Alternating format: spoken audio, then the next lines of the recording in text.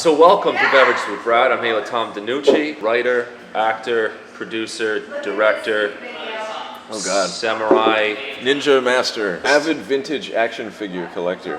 How did you get into filmmaking? I worked at Hollywood Video. Were you the stereotypical kid at the video store who knew like all the movies and dreamed of someday making a movie? There was a little bit of that involved, you know, and the nice thing about working in a rental store is you have such a library in front of you. There's just so many obscure B movies and crap that you can watch. You're like, oh, killer clowns from outer space? What is this gem? You said in an interview on some other show, I think it was Donahue or Oprah or something, the only reason you took a film class was over a chick. Now, was that true? Wow. Was that a true story? I didn't think they would dig that one up. This girl took this class that I wanted to go into, and much to my chagrin, turns out there were two classes, and she wasn't even in my class. Well, you're not gonna say her name? No, I can't say who. Do you ever, have you ever thanked her? Like, hey, thank you. No, I should. Maybe I should Lauren? just come out with it. Yeah. Should I come out with it? Let's say thank you to Lauren. Let's just say the first name. Lauren. Let's just say, Lauren, I want to say thank you. If it weren't for you, there's a good chance that I wouldn't make movies. She wasn't in my class, she was in the other class, but that was probably a good thing because what ended up happening is I just really hunkered down and kind of fell in love with it. You went to New England Tech. That school really, like, their style of teaching really lent itself to, like, my style of learning. Why Rhode Island? Why stay here? I been really successful working with Verdi Productions, which is based out of Rhode Island, and working with Chad Verdi, who's a mentor of mine, a producing partner. And it's not like I have been just stuck here in Rhode Island. I just directed my first movie in LA last December. It's called Arlo the Burping Pig. It's a family comedy that's actually available at Walmart on the DVD rack. If you go right now, you can see it right there next to Dory. There's a special protocol when a pig's on set. Everybody's got to shut up. Everyone's got to just be like a statue.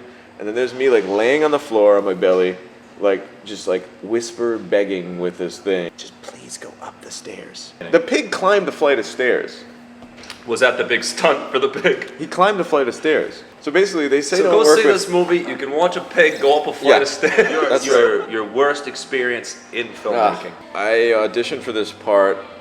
I'm not going to say the movie, but it was a pretty big movie, and I landed the role to play one of the actress's boyfriends. Like I'm like the hot boy that makes out with this fairly famous actress. You're not going to say now it. she's very famous. Are we not going to say really the name can't. again? I can't. She's very famous right now. I get the biggest zit in the United States of America right on my lip, right where you kiss someone, okay? So I go in and I meet the very famous actress that I'm going to do the scene with, and she's like, oh, hey, and I saw her eyes. I saw her eyes go, oh, hey, boom. Then I had like a medic come up to me and be like, hey, so what's this? I was only 19 or something, or 20. I was 20. So I'm like, it's a zit, you know? I know some shit's about to go down.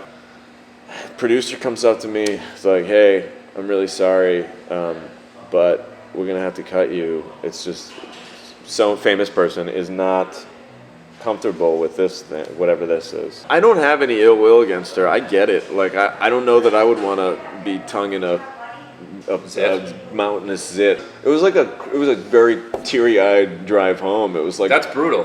Damn it, I bounced back from it. You did. You did. Know? Yeah. And now if I get a zit, I just, I go into seclusion for several days. Tell me your best, your greatest moment. My first couple movies were kind of guerrilla in a way, where we didn't always have permission to be shooting everywhere we were shooting. We didn't know.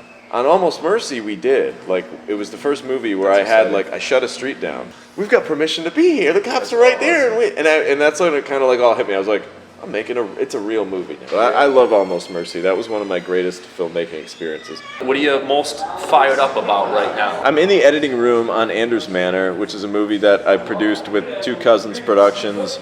And I'm really stoked about getting that movie, piecing it together. It's John Schermerhorn's directorial debut.